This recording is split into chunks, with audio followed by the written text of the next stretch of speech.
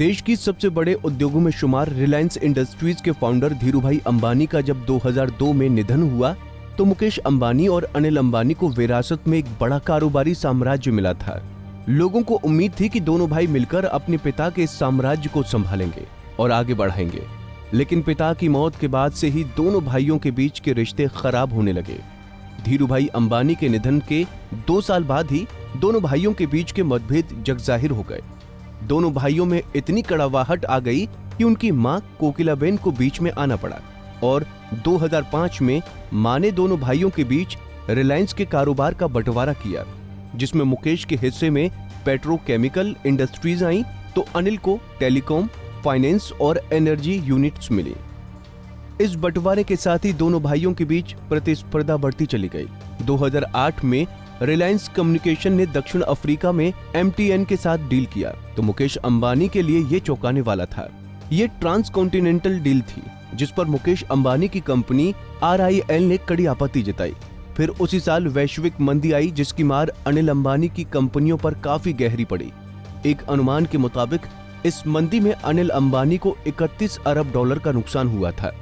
वहीं बंटवारे के वक्त दोनों भाइयों के बीच करार हुआ था कि एक दूसरे के कारोबार में नहीं आएंगे।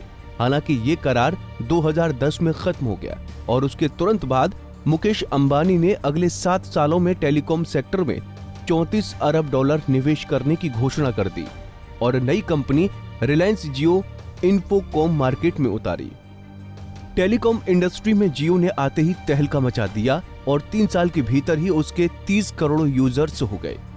जियो ने 4G के प्राइस वॉर में सबको पीछे छोड़ दिया, जिस वजह से कई टेलीकॉम कंपनियों की तरह अनिल अंबानी के रिलायंस कम्युनिकेशंस को भी अपना बोरिया बिस्तर समेटना पड़ा।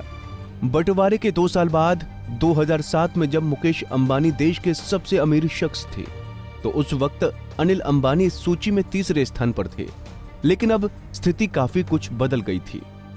आलम यह था कि अनिल अंबानी जिस कारोबार में हाथ लगा रहे थे वहां उन्हें निराशा मिल रही थी। वहीं दूसरी तरफ मुकेश अंबानी संभल कर कदम रखते हुए सफलता पर सफलता हासिल कर रहे थे।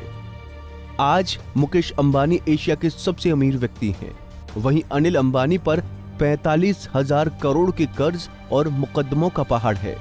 2008 में अनिल की नेटवर्थ 45 बिलियन डॉलर थी, जबकि बड़े भाई इस मामले में 49 बिलियन डॉलर्स पर थे। समय बदला और वो और पिछड़ते चले गए।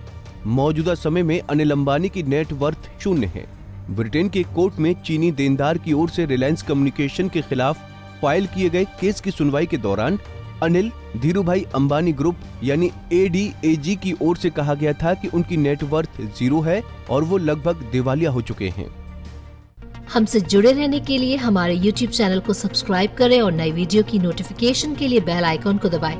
अगर आप ये वीडियो Facebook पर देख रहे हैं तो लाइक जरूर करें और ज्यादा से ज्यादा शेयर करें। धन्यवाद।